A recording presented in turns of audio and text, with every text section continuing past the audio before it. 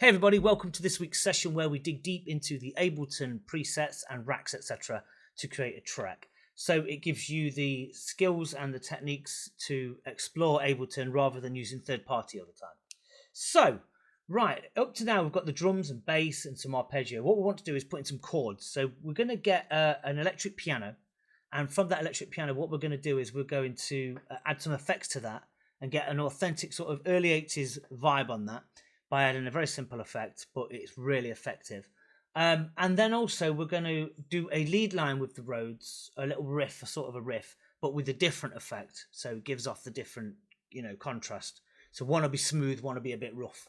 So that's what we're going to do here. So what I want you to do is go to instruments and look for electric, choose electric, piano keys. And in there you should have a load of electric pianos and whirlies and organs. If you've got the standard version, you might have less than what's on my screen.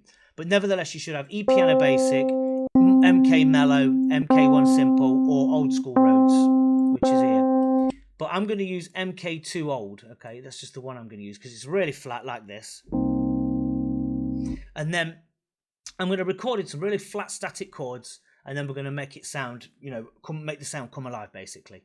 So here goes. I'm going to press record, and we'll go from here.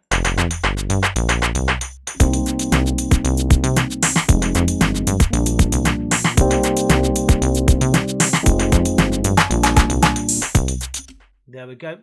And I'm going to tidy them up. I'll show you what the chords are in a minute. You can see what they are in a moment when we've done it. So I'm going to just quantize all of those. I'm going to legato it all as well. So make sure that all the notes kind of roll into one, so that there's no gaps.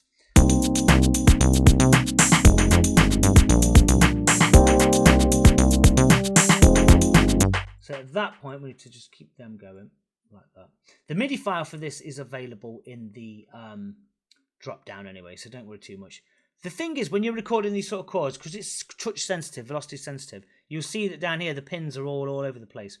With a Rhodes, it's sometimes good to leave them as you've recorded them, but sometimes it can be too loud like this, look, and it makes a bit of a mess. So what I tend to do is select all the notes, pull them all up to the ceiling, and then bring them all down to about 90, and then they're at an even keel then, and they just sound a lot more smoother.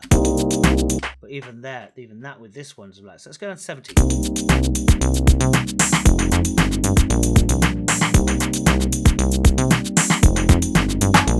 I reckon around 75 will be the best, kind of 75, 80. And that's better. So basically the chords there are C minor 7, F minor 7, and then a G minor 7 with a B flat A sharp root. So that's that. They're the chords. The MIDI file is below, or you can just copy that pattern there. However, what I'm going to show you is the technique, really, is what we want to focus on. So I'm just going to copy 3 of those over just for the sake of. And I'm going to solo it with the first drum. And then early 80s stuff always used, especially electric pianos, always used a chorus effect to give it that kind of roundness. If you listen to a lot of early 80s funk, electronic funk, you'll know what I mean. So go to audio effects, go to pitch and modulation, chorus and ensemble, and get classic chorus, and just put that onto the channel there like that, and it automatically will go.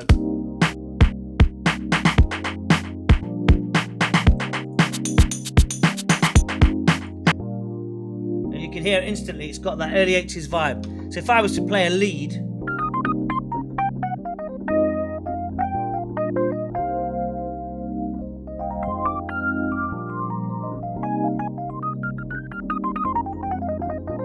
you get the vibe. You can hear that tonality in there. A lot of early 80s stuff went down that road with that sound. So what we want to do is to bring your static chords to life is to put a chorus on it, classic chorus, and you don't have to do anything. I mean, you could turn the rate up a bit, make it a bit faster, and the feedback's 30 is fine, I would say. So keep it at 30, just keep it quite there. So you've got that, and then obviously put some reverb on it, so about 11 o'clock. Just to bring it to life a bit. And that's that really. So if we put on the stuff with the track.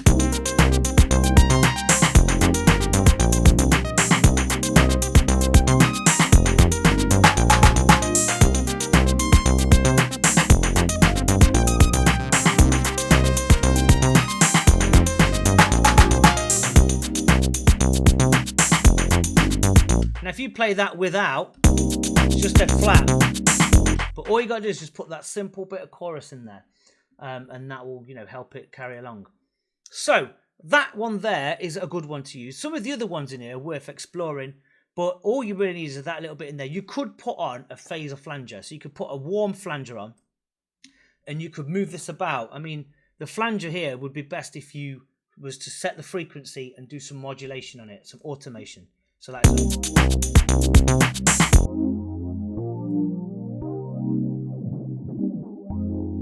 you could put a bit of that on it just to get experimental. So flanger, and you just get the modulation frequency, and then just move it up and down. So do points in each of the chord, like so. You could do this with your dials, but for the sake of this, I'm going to show you how to do this. So we're going to go up like that, and we're going to go one high-ish, one medium, one middle, one high, one middle, and keep that kind of continuity going. And it will just give you that kind of movement that is required. Let's have a look at this.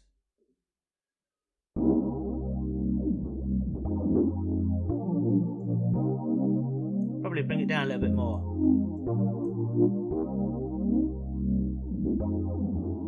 We don't want it to be too much, so maybe I've probably gone a bit too high there, but around that sort of mark there, so like around about 1 hertz.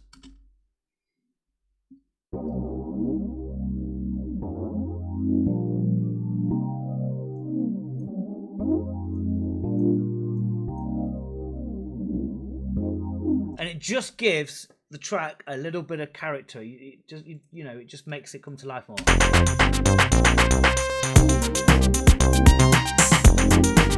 And what I would do with a dry wet, I'd probably take that down to about 70 as well.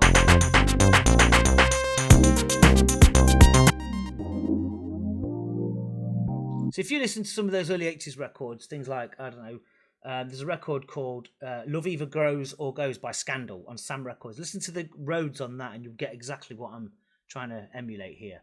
So that's worth checking out as a bit of reference. Okay, so we've got that. What we want to do now is we're not going to have the chorus or the flanger on the next part. We're going to have the same Rhodes, which was this one. And then what we're going to do is we're going to do a lead line. So what we need to do for a lead line is put on some delay, put some reverb on it about 11, 12, reverb at 11 or 12, and delay at around about 1 or 2. And let's have a listen to that.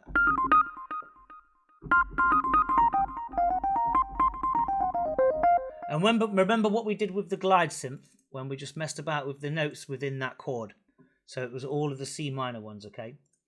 Right, but what we're going to do this time is we're going to add a little bit of grit to it. Then what we do is go over to drive and color, and we choose one of the pedals in here like so, okay? So what we want to do is we want to get something a bit fuzzy. So we're going to get the electric piano soloist.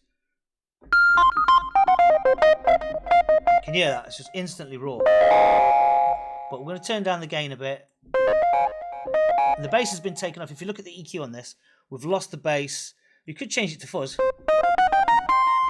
But we're going to turn down the volume on here anyway. We're going to take that down about 7-8 dB. So what we'll do is we will copy a load of this over and take out the glide synth. Okay, so this section here will be where our Rhodes goes. Okay, so I'm just going to take that off there. And when the solo glide synth arpeggio ends, then the Rhodes will come in. So just turn it down to about 8 decibels, -8 on the channel itself, and add you can either choose fuzz or distort. Either way they work, you know. Turn down your gain, mine's about 5. And so it's just got that little bit of roughness on the end.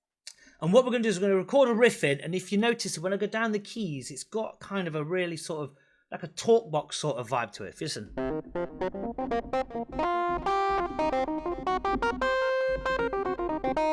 And that's what we want to get. We want to kind of get that kind of raw funkiness into it. So here goes.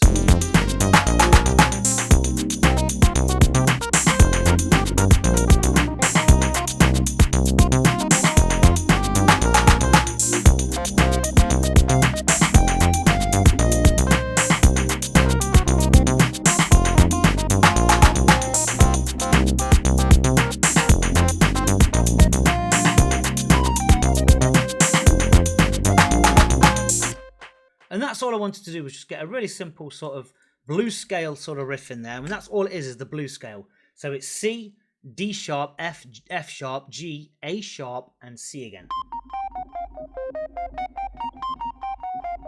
Simple. The MIDI for this is available anyway, as I say, so don't worry too much about it. Okay, so let's have a look at that and solo it, what we got.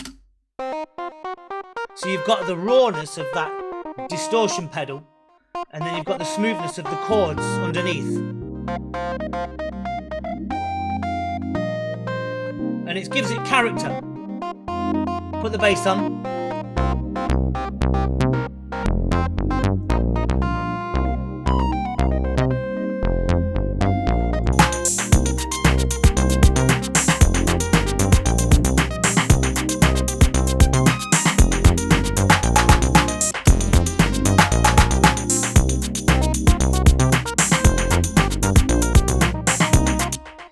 And there you go, and that's it. That's what I wanted to show you, is to get you to think about using different effects for a similar instrument. So if you've got one rhythm guitar and one lead guitar, you know, in a rock band, you've got them that will have a pretty simple effect on the rhythm guitar, but the lead line will have a distortion on. So I wanted to kind of get that in here as well. Although the distortion of this is quite experimental, nevertheless, try and think about when you're producing tracks to, you know, do something different with the lead sound rather than repeat it and just have the same chorus and on there, or the same reverb and delay. You see what I mean? Put something else on there that will make that sound stand out. So that's it really. I just wanted to go over and get you thinking about using choruses, using different effects, and experimenting. Don't forget to check out the different pedals in here. There's some really cool stuff here. You got synth lead, lush one. I mean, what does that one sound like? Let's look at that one. Let's just take that off. Quite similar really. It's a little bit brighter. I think the synth lead one's a bit brighter. But you know, you get what I'm trying to say, is just put those sort of effects on it and try something new each time, you know, rather than staying stagnant and stuck within your ways. Don't forget to try different effects using the same instrument. So if you've got a pad, do the pad, you know, with some nice chorus on it, and then with the lead line, you know, with the pad. So if you had the high notes of the lead on the string, sorry, on the pads, put something on like a flanger, you know, do what we've just did and move it about a bit. And that's it. So hopefully you've got that. Next week, what we'll do is we'll do something else. We'll probably start to do, maybe put some sort of pads in here as well. Some like really warm sort of early 80s pads. And we'll see what we can do with that. We might do some gating and things like that. So we'll add modern techniques to, you know, older analog sounds. So we'll probably go down that route. Thank you guys. Any questions, give me a shout.